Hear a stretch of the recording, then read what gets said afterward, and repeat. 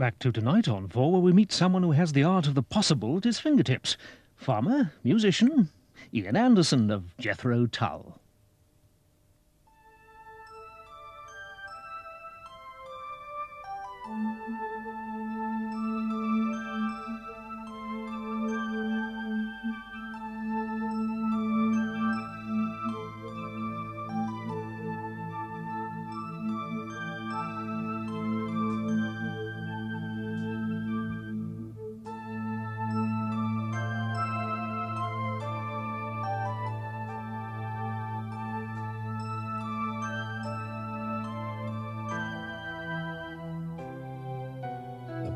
And his daughter throw soft shadows on the water in the night.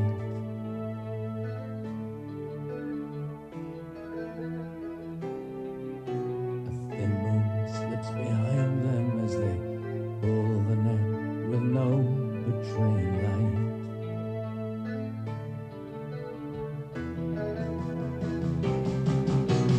Later on the coast road, I meet them, and the old man winks a smile. And who am I to pass deny the right to take a fish once in a while?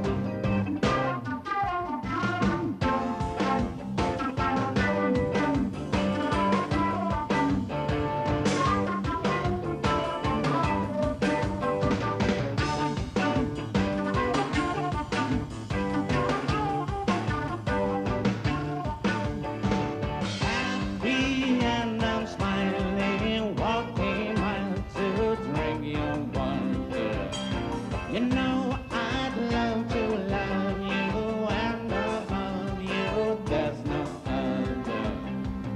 We'll go walking out while others shout of war and disaster. Oh, we won't give in, let's go living in the past.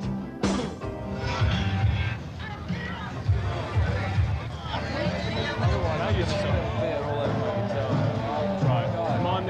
at the end of the show. Yeah. Right. Because otherwise, if I have a drink of beer, I'm going to stop playing. Okay. If he tries to hold it, I try to drink it, it's going to go all over. I'll just hand it to you. Yeah, but I won't take it straight away. I'll go, and then I'll go. And if we go wrong into rock and roll, sure. It's supposed to be long. And if we're running way over time.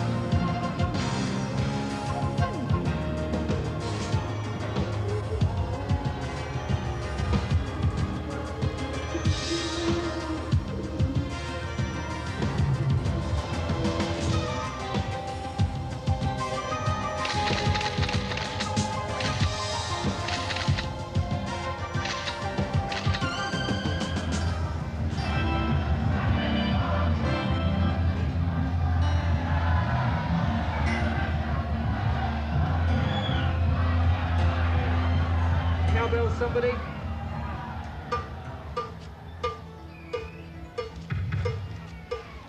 Okay. Bongo mic, somebody. Where's that 421? Yeah.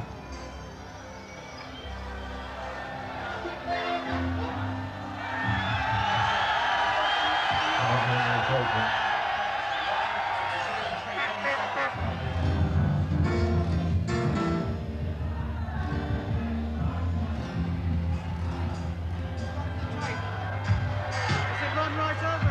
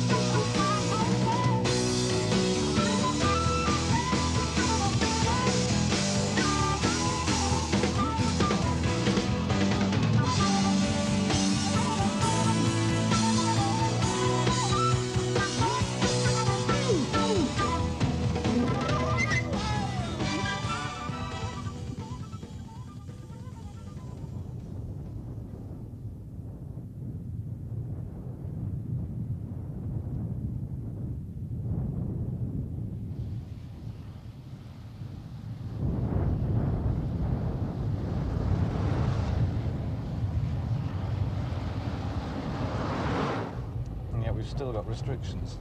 I would like to think that one way or another I probably would have come back to a corner of Scotland, being Scottish by birth. Whatever had been my career, Radioactive sheep and in the 15 months since I did my last sort of major tour, I've just devoted myself really to being up here for 2 or 3 days every week, commuting up from England or commuting down to England, depending on which way you look at it.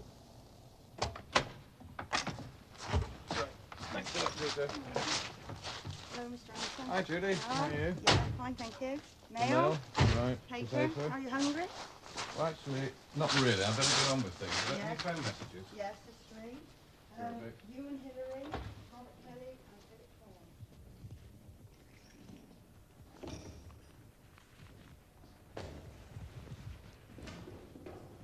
To buy the estate wasn't so terribly expensive, but it took a lot of very serious thinking and soul-searching about the sort of commitment that I would make. But I certainly didn't go into it thinking that, you know, I'm going to run off to Scotland, have this sort of idyllic life, sitting here in the wilds and composing music, and everything would be hunky-dory. Hello, Robert. Yeah, it's Ian. I've just got in, a bit late as usual. Okay, well, I'm just going to get some coffee and sort out a few things, and I'll see you later.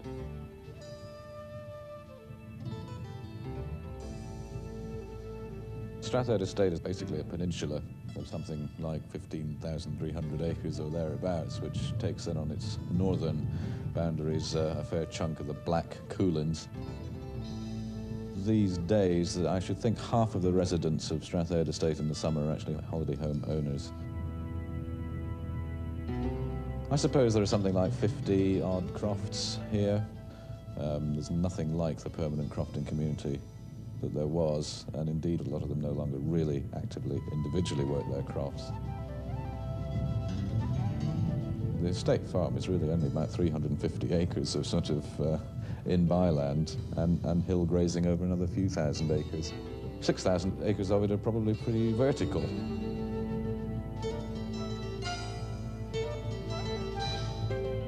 Once upon a time in an aeroplane, I read in one of these dreadful in-flight magazines that are full of nothing, something about farming salmon somewhere. And that must have caught my overtired imagination on the way back from America or something, and just sounded like an interesting and slightly revolutionary thing to do. I've always been keen on farming notionally anyway, even in the traditional agricultural sense, but the idea of alternative farming something a bit more romantic and a bit more risky, sort of caught on. So when this estate came on the market, I managed to make a successful bid for it, basically predicated on the fact that there was a suitable, or an apparently suitable sea loch, which looked like it would be a workable environment for rearing salmon. The thing about buying an estate like this is all very well if you happen to be in a period of your life where you're relatively high earning, to say, I can afford to rush out and buy this, and maybe even spend a few bob to, you know, tart the place up and make it look nice. But as a responsible landowner, you've got to think a little bit beyond that, and maybe even a generation or two beyond that, and say, well, can we afford to keep this? Is it going to be a millstone around our necks within 5 years' time? Well, it's important for me going into this to have some idea of getting income, of making the estate, if not profitable, at least reducing the loss. Ian McKinnon, having struggled to try and keep the hill flock going during the long decline of Strathayr estate, well, I should imagine he thought it was really from bad to worse as far as he was concerned. We just didn't know what to think, actually. I can remember a comment made at the time was to a neighbour of mine was probably we'll end up growing poppies it was in the garden by the Kilmarie house, actually. So that was sort of the flippant comment made at the time, but you look on a pop star as somebody, you know, that's really not got an awful lot of go in him, but I couldn't say that about Ian at all when he came on the scene. He's a good farmer.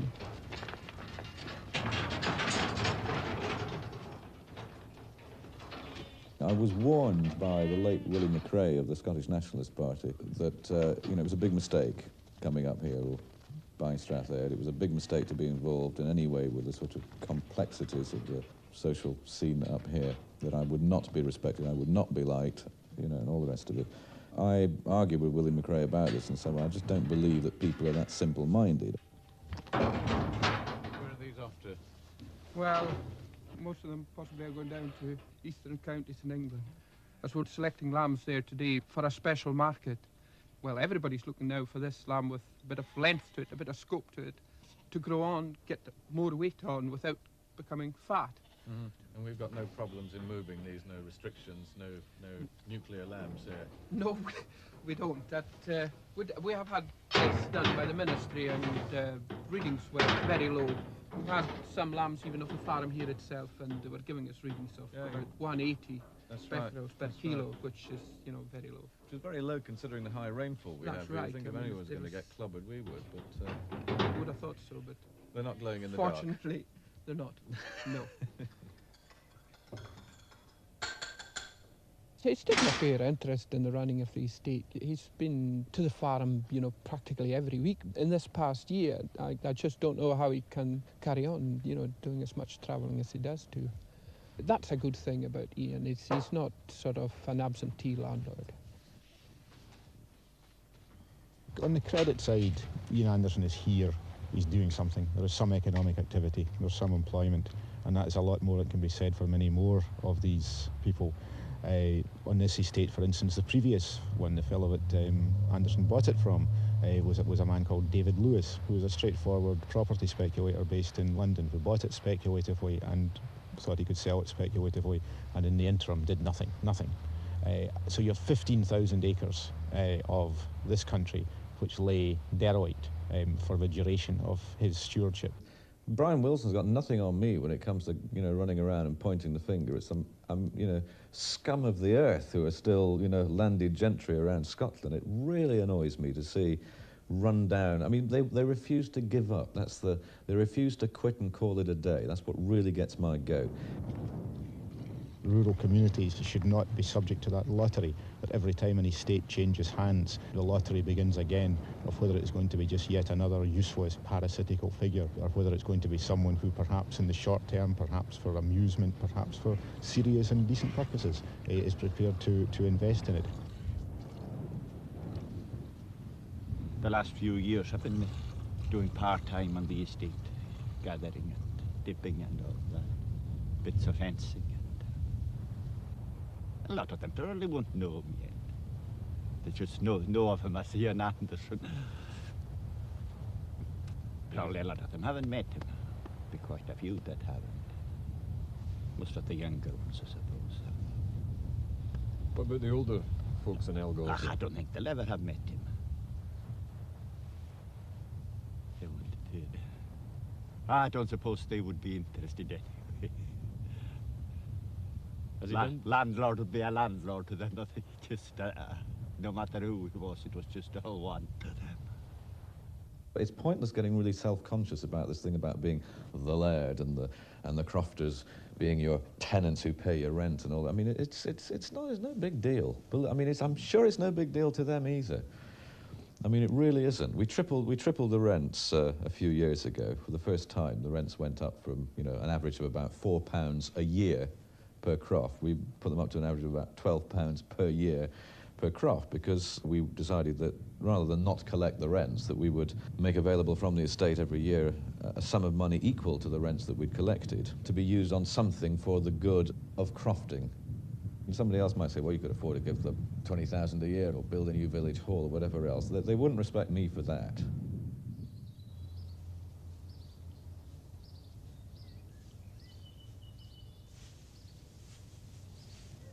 The work ethic for the crofting community has always been based on the idea that you don't do anything for too long. If you can help it, that you're able to switch and, you know, maybe run a few sheep or a few cattle. You might be milking a cow in the morning, or you might not.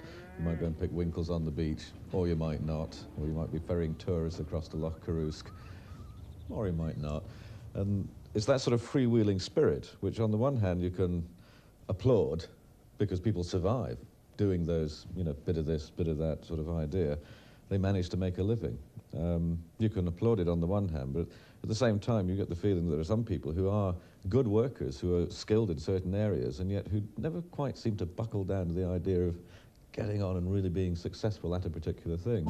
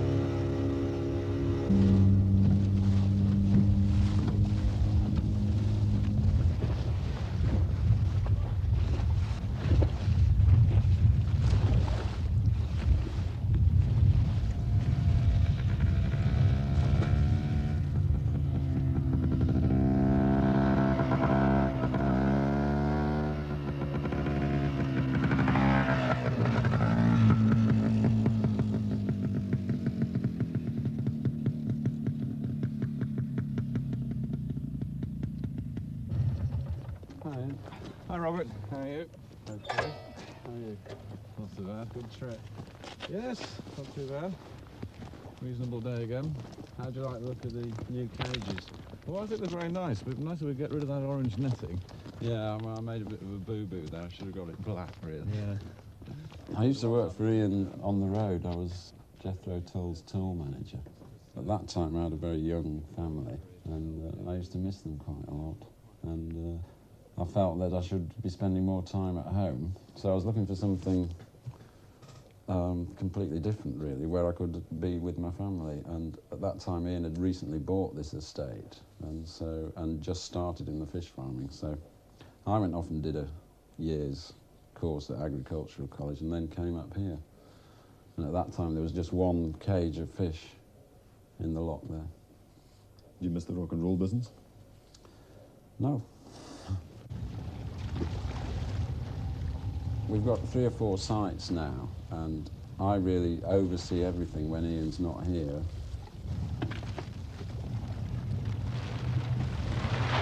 We're almost halfway through an expansion programme. We've set up 2 new freshwater sites this year and 1 new seawater site.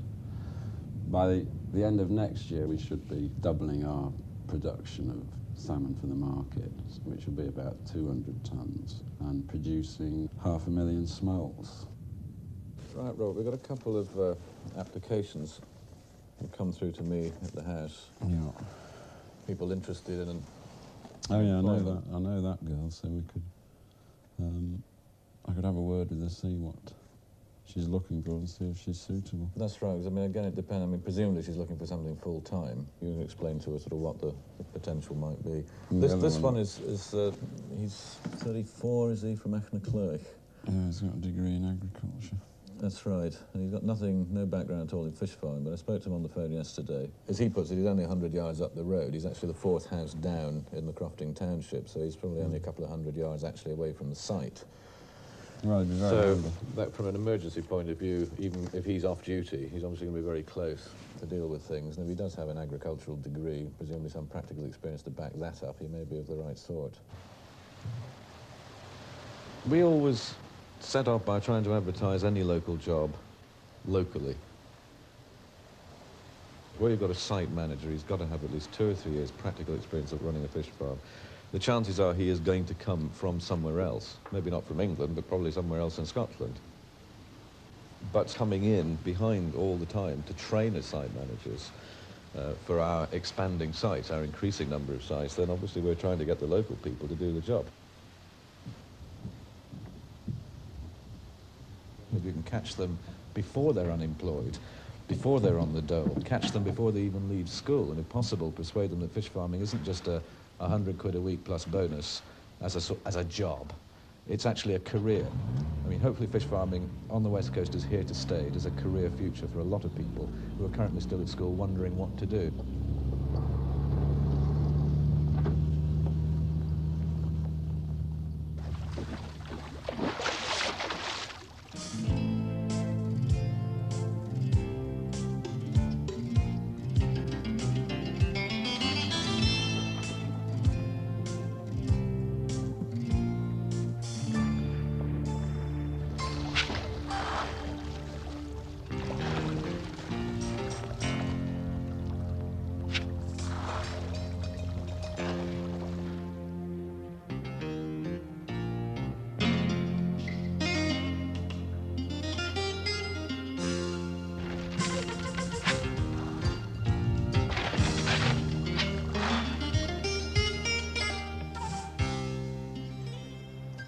The thing that most people find slightly amusing is the idea that somebody who's been involved in rock and roll and spent time treading the boards and leaping up and down in front of 10,000 people a night or whatever it might be should be doing something seemingly totally opposed, not just as a hobby, but as a serious pursuit. However, I mean, having been doing it now for 7 years, I don't think it's actually so very different at all. I mean, I always think that farming salmon is pure rock and roll. I mean, it's instead of having a production manager, you have a farm manager. Instead of having a road crew, you have your husbandrymen who are out there working on cages. It has the same sort of glamour and excitement and bustle about it, and the same degree of risk at the end of the day.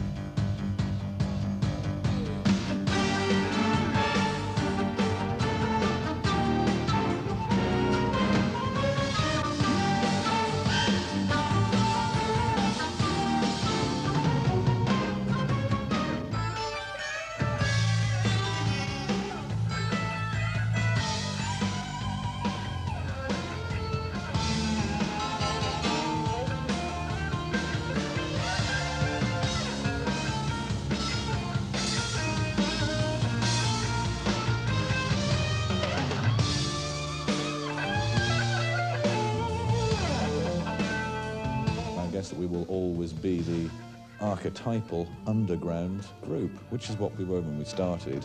And apart from really a brief period in the late 60s, early 70s, where we were, if you like, a pop group, in the sense that we were very much top 20 with singles and albums, most of our career, which is now 18 years or whatever it is, we've been an underground group.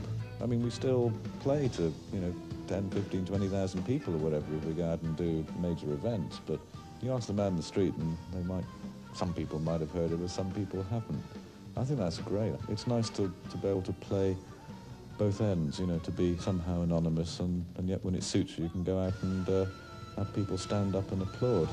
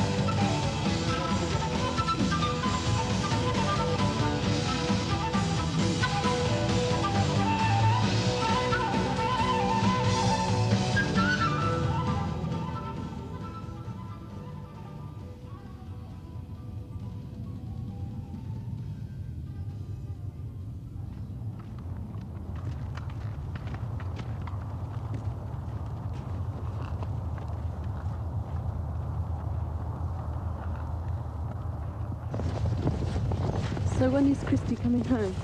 Well, Jill popped in on Sunday and he's got a couple of wolf teeth to be pulled, so it'll probably be the end of the week.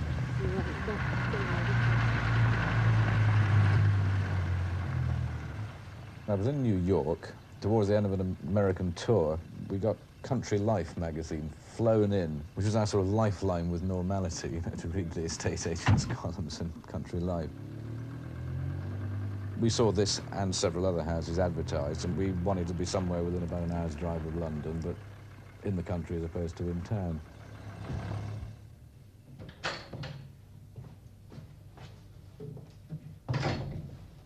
We went to look at 3 or 4 houses. This one seemed okay, and we bought it. And we didn't really expect to stay here for more than a couple of years, but one thing leads to another, like babies, and we've sort of just been here ever since. Hi there. How are you? I'm fine. What have we got? Good. I've got some things to sign, for you to sign, and I've also had a rather complex message from Philip Thorne. And, Well, shall I do these? Because yeah. I better crack on at the studio job. Hang on. I need to sign those 4, A, B, C, D. That's right. Right. What are they, by the way? What am I signing? It's, No, don't tell me. Don't tell me. Has Philip called you about that thing on the dam? Yes, he has. I've got the message there. Oh, great. It's quite complicated, though. That one. Fine. That's urgent. Yeah. Right. I'll be in the studio, okay?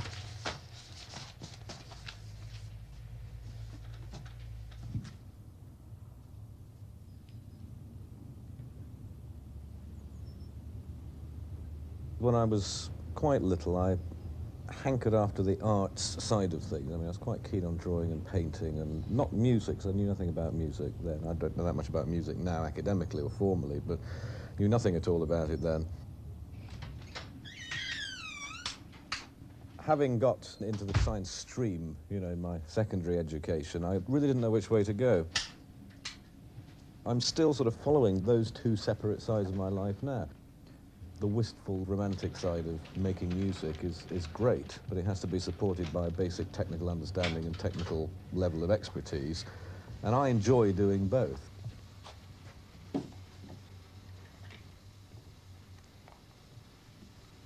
I hate to work with other people. I'm doing my bit, the vocals or whatever. If I'm sitting here, I just love to be in the room by myself. 1, 2.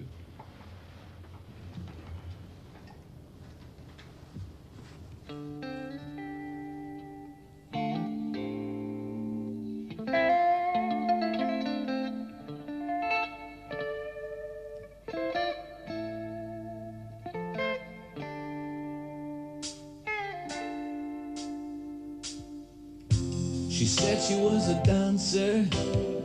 If I believed it, it was my business.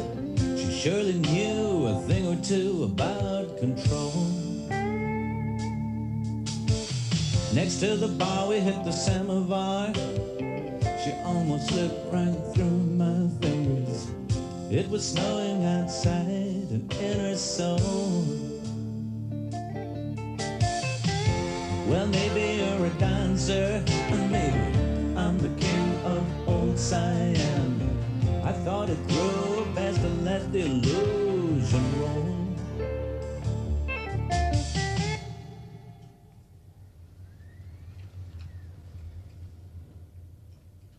And maybe I'm the king of old Siam. I thought it grew best to let the illusion roll. I wouldn't say I've never heard that thing before, my frozen little senorita. But if your dream is good, why not share it when the nights are cold? Hey Moscow, what's your story? Baby, take your time, don't hurry. Maybe a student of the agricultural plan. Hey Moscow, what's your name? If you don't wanna say, don't worry. It would probably be hard for me to make it scan. With a phrase book in her silk soft hand, she spoken riddles on the vodka. Listen, I said, let me look out, love, if I might be so bold. It would be silly for me to be trying to be involved in running the farm down here because I don't have that background in this kind of farming. Hi, Dale. Hello. Not too bad. What are you doing? Just greasing this up, ready to make a start again. If we ever can. If we ever can. Well, that's it. Do you know It's far better that Shona gets on with doing that because she actually likes it. She knows a lot more about it now than I do, or I ever will. There's an awful lot I don't know. But I think that's what's so nice about farming. I mean, people who've been in it all their lives and their parents before them, they're still learning. I mean, you never know it all. So it's a labour of love for you? I really enjoy it. Are you managing to turn over a profit on the farm so far? I'm still, as the Americans say, in a healthy profit-making situation. But I've obviously got to safeguard those profits in the light of the trends on, you know, the excess of cereals produced by this country. Hence diversifying. I think we're going to have to rotate far more than we have been doing and go back to a truly mixed farm that's rotated. And are you left entirely on your own to run the place here? Oh yes, Ian has no interest in this side of it at all, which I think works very well.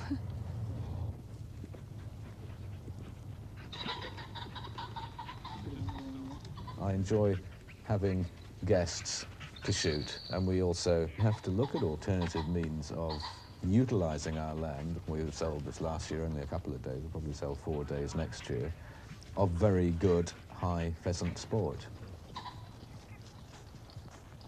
Are these guns, will they be walking back or are they staying here? Well, Tosh is coming up, he'll have to come up here, Uh-huh. right? And then he's taking the second dog leg, there's a dog leg here, right? And then the next dog leg, that's where he'll stay. Right. The rest of the guns will take that position. Okay, because I don't think he knows that. He thought he was standing, because I said, I assume you'll be walking up here. As the driver started, he said, no, I've been told to stand here. No, he hasn't. But anyway. He hasn't. Not yet. I said, you do what you've been told. I said, no, leave me out of it. The peg is up on the second dog leg.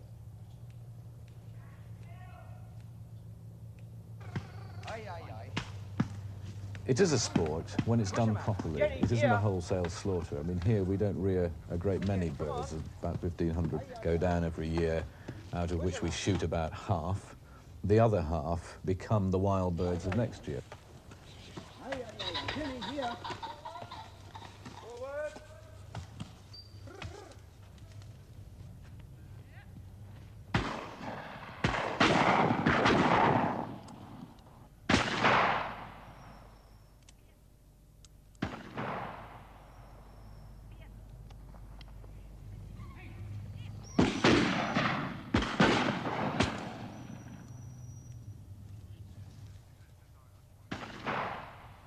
I suppose they either sit very, very tight, or they just run on through.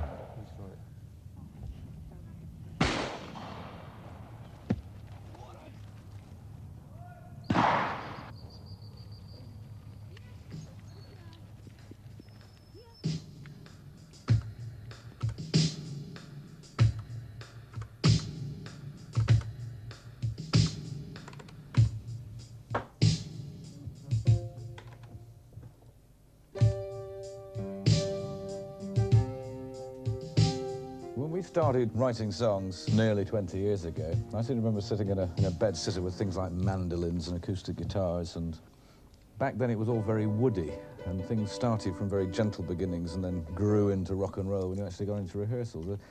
The thing that we have now is, it's like just having a big sketchbook with a lot more scope to explore ideas.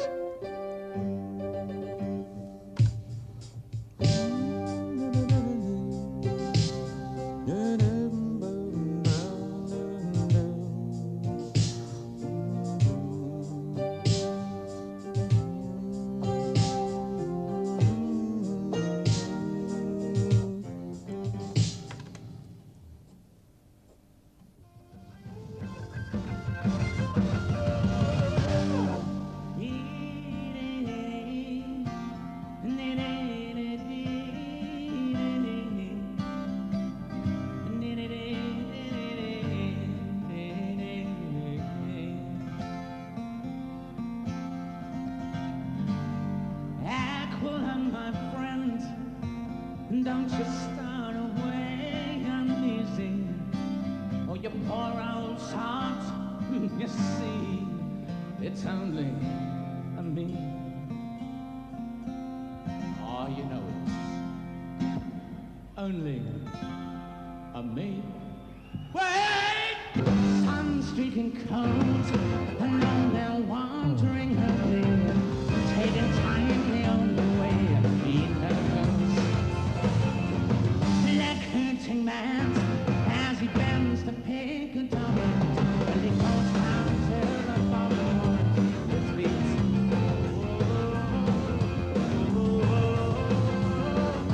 Feeling alone, the army's hot for the road, salvation and a boat, and a cupboard of tea.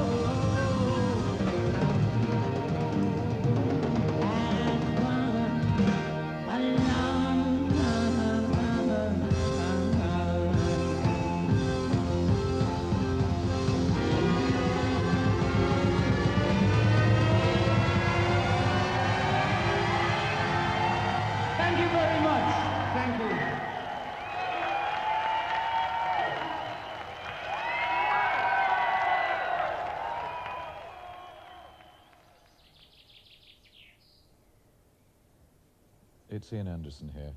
How are you? Thought I'd just give you a quick buzz, see how things are going. I noticed up at the dam, for a start, you're sort of off that one again at the moment. Oh dear. Right, well, I'm hoping to hear something from the HIDB next week about whether they're going to approve this emergency grant for our extra dam buttressing work. So hopefully we'll be in a position to decide fairly soon what the timescale of that part of the operation is going to be. Great. All right, John, sorry to bother you at the weekend. Cheers. Bye now.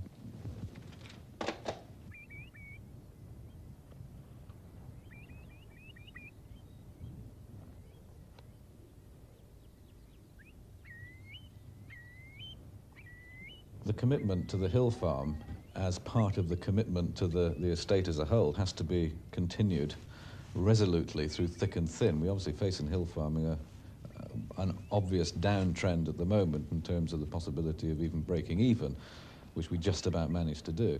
So how did the bull perform then? Well, the bull's done quite well, actually. It's only being a 14-month-old bull, you know, one's got to be kind of easy on him, but he's done his job very well indeed. And hopefully we should get a good crop of calves off him next year. Yeah. We have certain restrictions placed upon us here in farming terms by the weather, by the type of land we have, which is relatively very poor grazing, even our best grazing. You put caravans on it in the south of England. Really, you know, if it's damp at all, and there are rushes there that seem to come back, you know, they're just... It's the harsh reality up here that there's very little you can do on the land.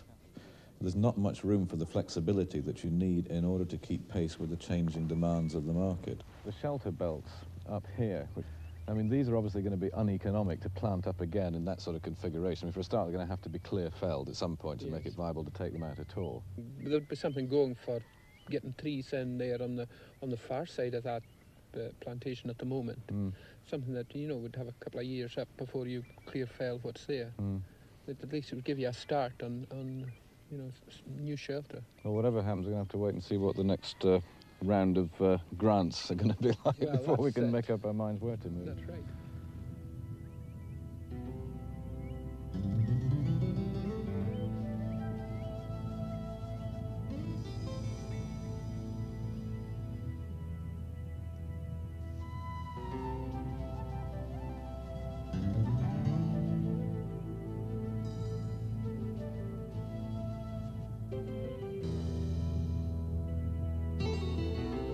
However charitable you might be about salmon pens, cages in the water, they are a bit of an eyesore. Being rather geometrical shapes in the water, they don't look that pretty. So I mean, that's the way they affect most people in the most direct way. It's just the fact that it's a visual sort of impinging on a view that they've taken for granted for years and years and years. Personally speaking, I don't find them that much of an eyesore in relation to perhaps the option of seeing, you know, red and yellow sailed pleasure boats or whatever occupying the same bit of water, or perhaps people fishing in the conventional sense, prawn creels or whatever else. A fact of life is people out there on the water earning their living day to day.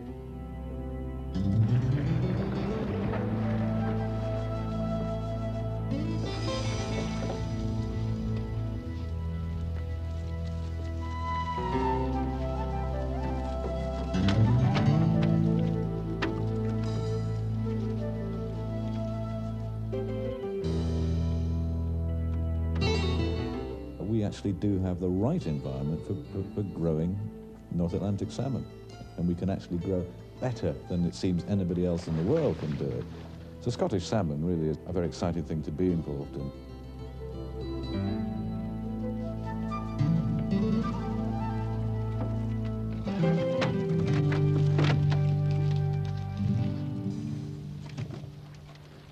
Aye, that's fine. Take that.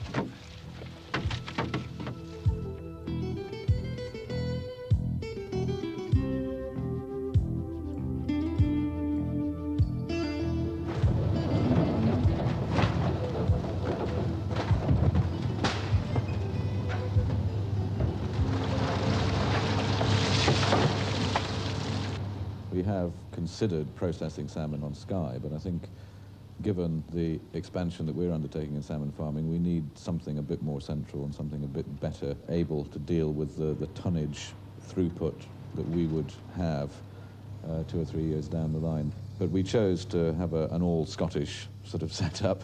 So Inverness was the choice back in 1982, and I think it was the right choice. If it wasn't Inverness, it could only have been in London.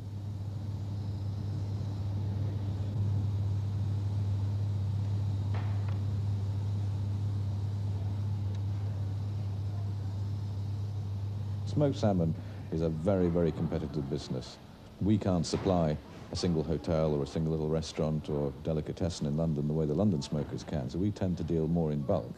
So we supply people like Harrods and Selfridges, and probably we will continue to base most of our sales on the export trade. That's really the biggest growth area, particularly in the US, where they don't really know yet what smoked salmon is.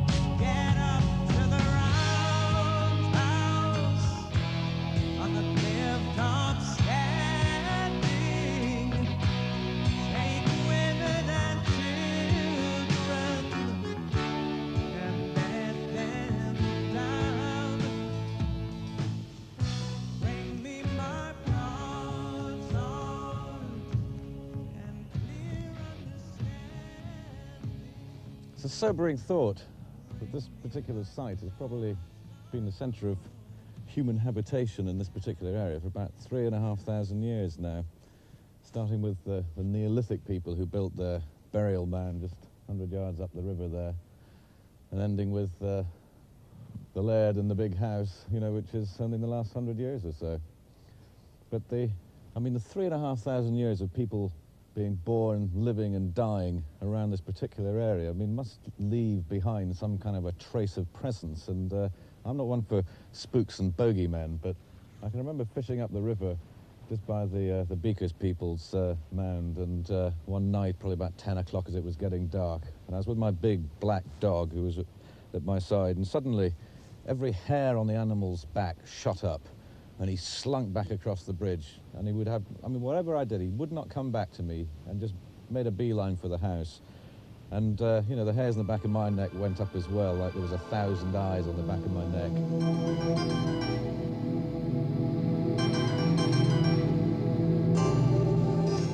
It is terrifying sometimes. Probably not terrifying, but sort of awe-inspiring in the sense that you really do feel you've got those people watching over you, you know, to see whether you're doing right or doing wrong.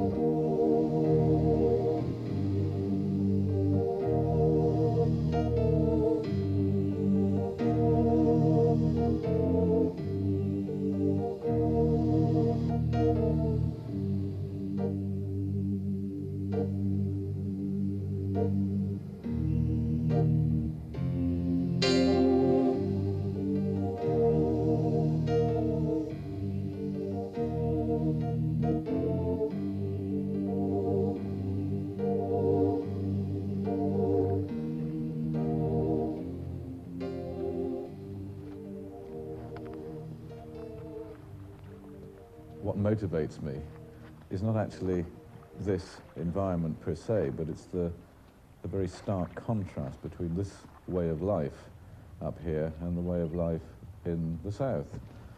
I mean, my way of life doesn't change that much, but it's what I perceive around me that's obviously different. I suppose I recharge my batteries, not so much by actually being here, but by coming here and by going back again. It's the physical movement from one place to the other that I find stimulating.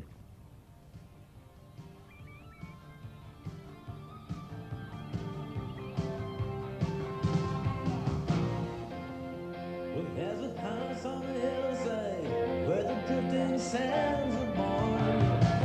They kind of let the slow tide wash me back to the land where I came from, where the mountain there are kings,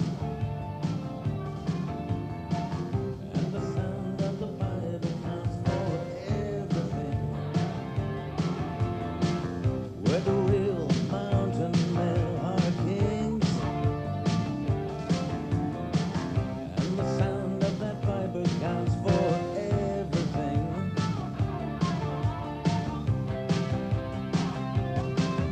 Feel the naked dust beneath my toes while the future sun calls winds to blow, and the past and present black-eyed crow flies hunting high and circling low between dream mountains of our region.